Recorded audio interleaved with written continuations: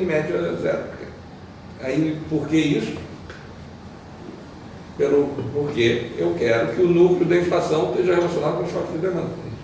A inércia completa dá a memória completa do sistema aos choques. Eu posso gerar com isso ou a inflação ortodoxa, que é essa, supõe que os choques de oferta são aleatórios, média zero. Ou não, faça que nem economistas brasileiros e argentinos da teoria da inflação inicial.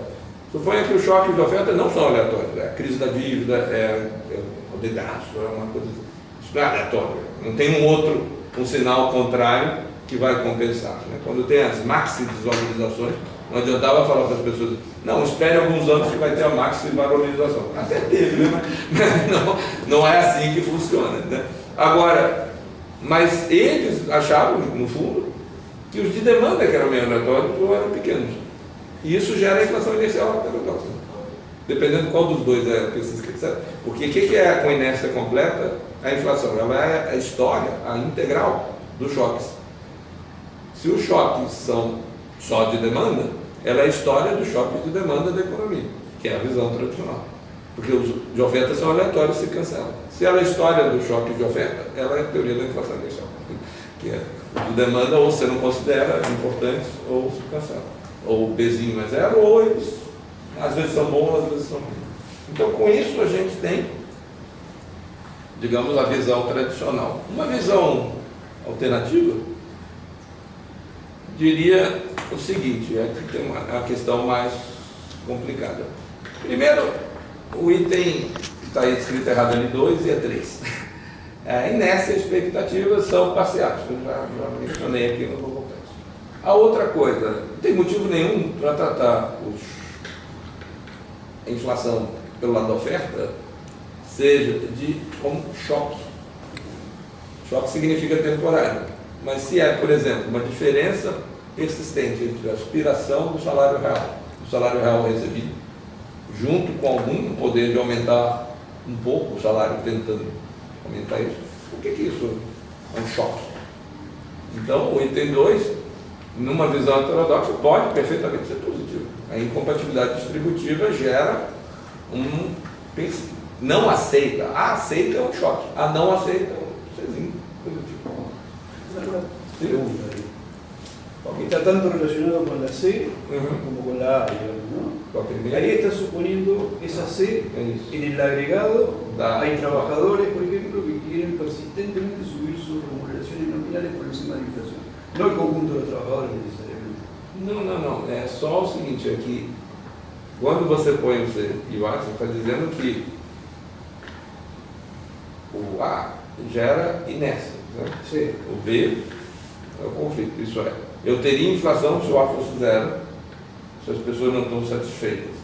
Agora, mesmo elas satisfeitas, eu tenho C igual a zero, eu tenho alguma inflação por inércia, entendeu? Então, assim, de fato tem um problema que é, por exemplo, é perfeitamente possível que dentro do C tem um elemento de inflação esperada não ligado à inflação passada, é possível. Tá? Ponto é a parte do crescimento, por exemplo, do salário, não diretamente explicável por uma coisa mais automática do passado. De fato, isso você não consegue separar direito. Mas é só para...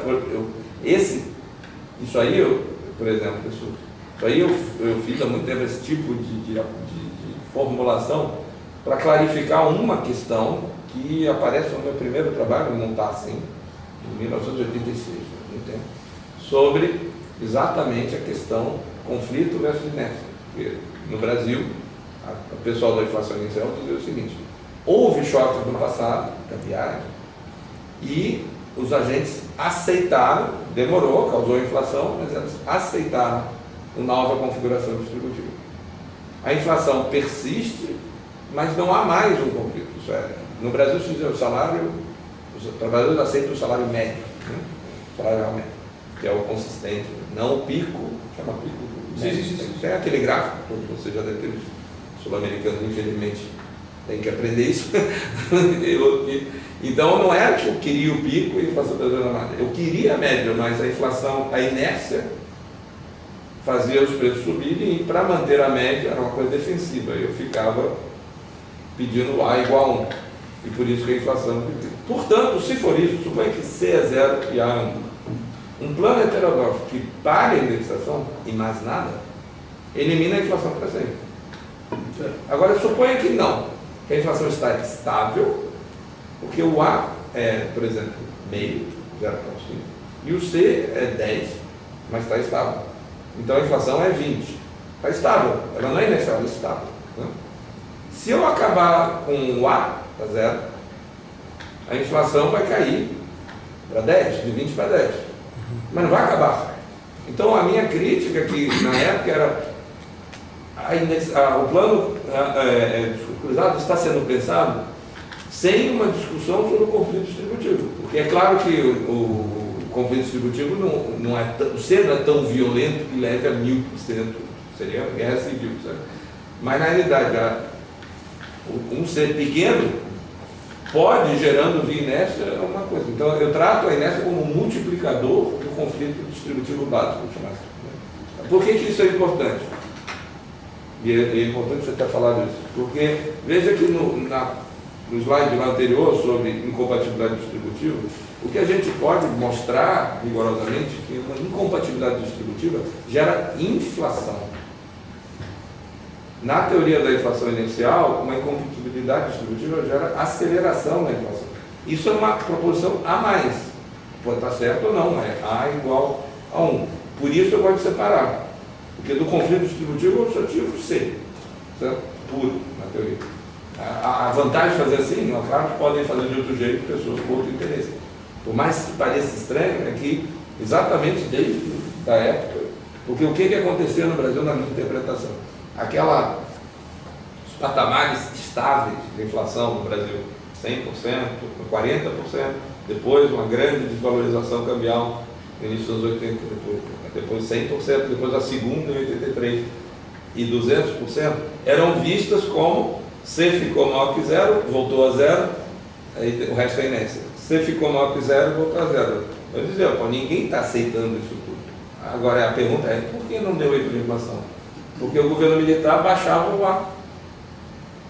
A manipulação a gente não tem isso, eu tenho certeza, mas no Brasil, na ditadura brasileira, jamais fariam isso, não é? Sistematicamente, depois de choques, atrasava o reajuste salarial, diminuía o grau de indexação do salário para estabilizar a inflação no patamar. Então, a inflação inicial, que parece puramente inicial, na minha interpretação, era uma ilusão de ótica causada por uma ditadura que conseguia estabilizar o patamar da inflação, resolvendo o conflito distributivo na outra direção. Por isso essa formulação, digamos, que na primeira vista parece totalmente ad hoc. É uma tentativa de contar para mim mesmo essa história. Então, para mim foi útil quando eu consegui separar as duas coisas. Talvez, mas essa é a justificativa. Isso é uma coisa importante para discutir. Agora, tanto no Brasil quanto aqui, o que está vendo? É o A, o C.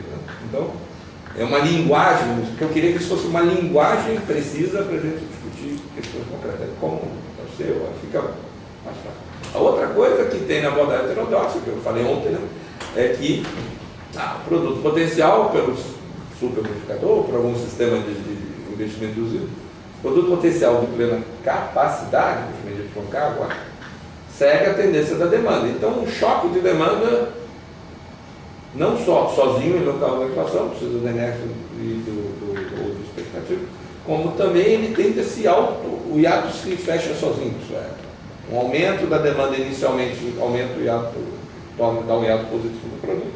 Isso pode aumentar a inflação, em geral não aumenta, porque o B1 ele ser positivo implica ou salários nominais pró-cíclicos, ok, mas o B1 sozinho ali, porque senão estaria no B2, esse salário, implica margens de lucro pró-cíclicas, que no Brasil não tem, em outros lugares também acho que não tem muito. Então, essa é a inflação de lucros, profit inflation. Eu não vejo a evidência disso em quase nenhum lugar. Vou comprar mais. Supondo, poderia haver, então deixa ali. Mas o importante é que mesmo que tenha inflação no curto prazo, o YK se ajusta ao Y. E, portanto, não causa inflação estrutural. Mas lembre-se, supondo que margem de lucro são pró-cíclicos, coisa que não é evidente. Então, isso é uma coisa. A outra coisa, então a ideia importante aqui é separar, já que somos heterodoxos, dois produtos potenciais, o de plena capacidade e o de pleno emprego. O de plena capacidade existe. O de pleno emprego é só uma referência. Eu não creio que ele... É só uma referência. Qual seria o produto se empregássemos todos os brasileiros? Isso jamais aconteceu.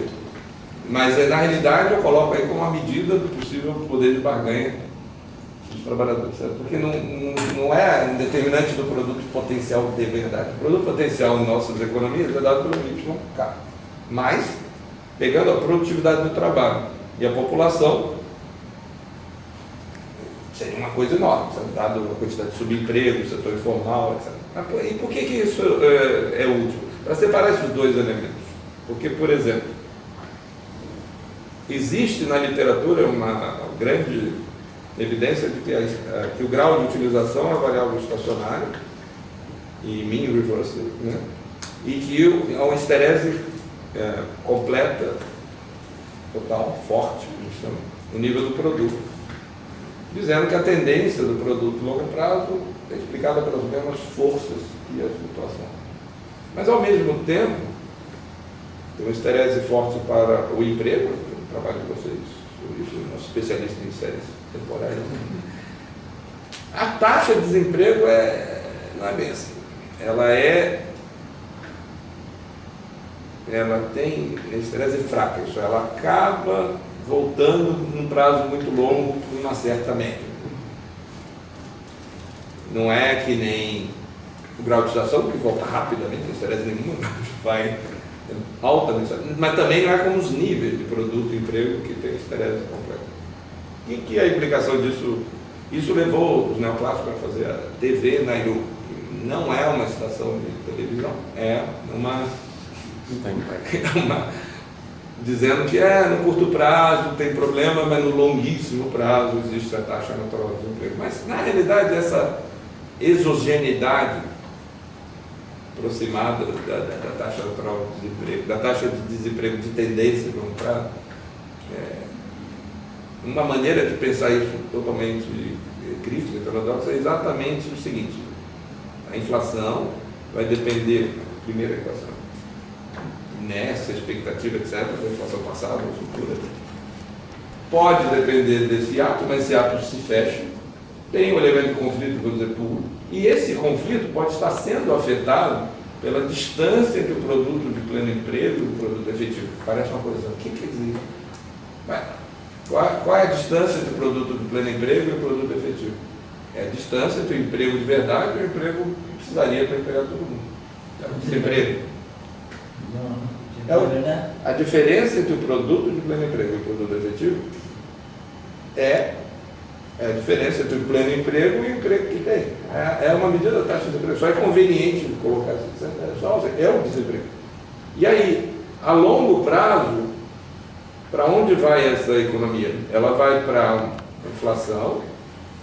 Primeiro, ela vai com umas coisas que estão no numerador serem, como em todo caso que a gente usa inércia parcial, a inércia é um multiplicador dos componentes de longo prazo que restam na inflação. Então, está tudo sobre 1 menos A. Desculpa que está muito feio de forma. Se não tivesse esse elemento aí do salário, esquece ele temporariamente, volta àquela conversa que eu falei sobre conflito e inércia. A combinação de conflito e inércia explica a tendência de longo prazo da inflação, porque o hiato se fecha sozinho.